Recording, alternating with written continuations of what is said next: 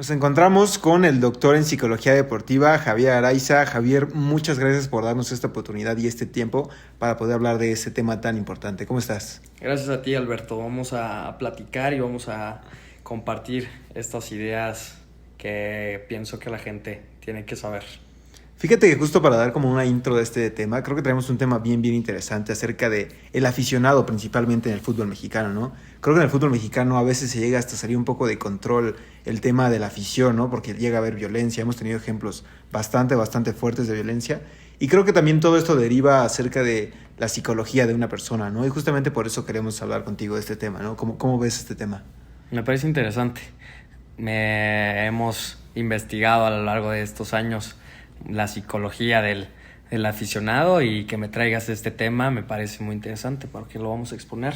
Qué bueno que te parezca bastante interesante. Por ejemplo, comenzando, pues, ¿qué rol juega la cultura futbolística mexicana en el comportamiento de los aficionados dentro de un estadio? Bueno, el fútbol en México tiene ese poder simbólico increíble. Desde un enfoque freudiano, podríamos decir que hay una transferencia emocional. El equipo no solo representa la ciudad o región, sino también nuestras aspiraciones y frustraciones inconscientes. Entonces, cuando el equipo gana, es como si nosotros ganáramos. Pero cuando pierde o lo atacan, surge una respuesta defensiva intensa porque sentimos que nos están atacando a nosotros, como individuos y como colectivo. Y a eso le sumas que, según Bandura y su teoría de aprendizaje social, muchos aficionados han crecido viendo modelos de comportamiento donde ser apasionado y a veces hasta agresivo es parte de amar el fútbol. Es como un guión aprendido culturalmente. Sí, la verdad es como un poquito hasta, por así decir, crecer con esta cultura, pues al final como que tienes que ir aprendiendo y sea bueno, sea malo, pues al final es algo que aprendes, ¿no? Pero, por ejemplo, ¿qué factores individuales crees tú que influyen en que un aficionado actúe violentamente en un estadio? Hay varios factores, Alberto. Desde el punto de vista de Freud, una persona puede proyectar sus tensiones internas en el estadio. Tal vez tiene problemas personales, laborales o familiares que no sabe manejar, y el estadio se convierte en un lugar donde esas pulsiones reprimidas salen a la luz. Lo que podría haber sido una frustración contenida explota con algo tan simple como un gol anulado. Además, si tomamos la teoría de los rasgos de personalidad, individuos con altos niveles de neuroticismo o psicoticismo tienen mayor predisposición a reaccionar de manera violenta. Estas personas tienden a ser más impulsivas y menos capaces de regular sus emociones en momentos de estrés e intensidad, como lo ocurre en un partido.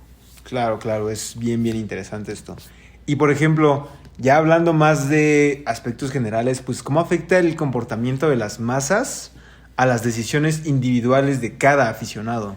Aquí entra la psicología social. Le Bon hablaba de la mentalidad de masas, donde las personas pierden su sentido de individualidad y de repente empiezan a comportarse como parte del grupo. Es decir, alguien que normalmente no sería violento, al estar rodeado de gente gritando e insultando, siente que está bien hacerlo también. Además, según Zimbardo, comparte una teoría que, por ejemplo, en un estadio puede suceder y llevar al anonimato, gracias a la multitud, y que las personas actúen de forma más impulsiva porque sienten que no serán responsabilizadas por sus acciones.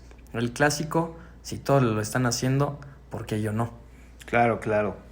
Pero por ejemplo, también existen o pueden llegar a existir ciertos rasgos de personalidad más propensos a generar conflictos durante los partidos que alguien, por así decirlo, un poco más cuerdo. Sí, claro, personas con rasgos más impulsivos, como mencionan teorías como la de Alport, suelen reaccionar más rápido ante provocaciones. También quienes tienen un locus de control extremo, es decir, que creen las cosas están fuera de su control, suelen culpar al árbitro, al rival o a cualquier cosa externa cuando algo no sale como esperaban. Esto los hace más propensos a explotar. Además, si lo miramos desde el enfoque de Adler, las personas que sienten una especie de inferioridad personal pueden usar el fútbol como un espacio para compensar, buscando validación en su equipo, y no la encuentran, reaccionan agresivamente. Y ya hablando como en temas pues el ambiente pues dentro del estadio, ¿Qué elementos, por ejemplo, no sé, situaciones, objetos, insultos entre ellos, pueden ser detonantes en estos ambientes? Mira, aquí influyen tanto los estímulos directos como las interpretaciones psicológicas de estos estímulos. Por ejemplo, desde la teoría de la frustración-agresión de Dollard, sabemos que cuando algo impide alcanzar una meta deseada, como un gol o una victoria, la frustración genera una respuesta agresiva. Los insultos entre barras son un ejemplo clásico, porque tocan puntos sensibles de identidad. Algo para Erikson sería clave en la formación del yo colectivo. Los insultos, la provocación visual, como mostrar camisetas rivales, y hasta los objetos lanzados al campo son estímulos que intensifican la sensación de amenaza al grupo, lo que puede detonar una respuesta violenta. Y, por ejemplo, ya en temas del partido, un árbitro, un jugador o decisiones que se toman dentro de este partido pueden llegar a escalar a una violencia en un estadio. Desde la perspectiva del condicionamiento operante de Skinner, las decisiones arbitrales actúan como estímulos reforzadores o castigadores. Un penal mal marcado, por ejemplo, se percibe como un castigo injusto para el equipo, y eso intensifica las emociones negativas en los aficionados. Los jugadores, por otro lado, pueden ser modelos de comportamiento. Como dice Bandura, si un jugador se pone a provocar o exagera faltas, los aficionados pueden imitar ese comportamiento amplificando la tensión. Es como si estuvieran diciendo, si él lo hace, nosotros también podemos. Y dentro del fútbol mexicano tenemos rivalidades históricas, ¿no? América Chivas, por ejemplo. Estas rivalidades históricas entre estos equipos, pues también afectan en el comportamiento violento de los fanáticos. Las rivalidades son como un caldo de cultivo para las emociones fuertes. Desde una perspectiva psicoanalítica, podríamos decir que estas rivalidades tocan el ello colectivo de los aficionados, esa parte más primitiva y emocional de nuestra psique. Así como tú dices, como América y Chivas o Cruz Azul y Pumas representan narrativas opuestas y eso intensifica la sensación de ellos contra nosotros. Además, estas rivalidades perpetúan lo que Teufel llama la teoría de la identidad social. Los aficionados se agrupan en in-group, nosotros, y out-group, ellos, y cualquier amenaza al grupo propio percibe como un ataque personal. Y hablando un poco más de los terceros en este caso, ¿no? Porque pues, podemos ver que hay gente que va al estadio y no entra en esta clase de provocaciones, ¿no? Por ejemplo, alguien que es un tercero, ¿cómo puede reaccionar cuando no está involucrado y ve estos actos violentos? Bueno, aquí entra la teoría de la difusión de la responsabilidad de Latán y Darley. La mayoría de las personas, al ver violencia, piensan, alguien más lo resolverá. Por eso muchos no intervienen.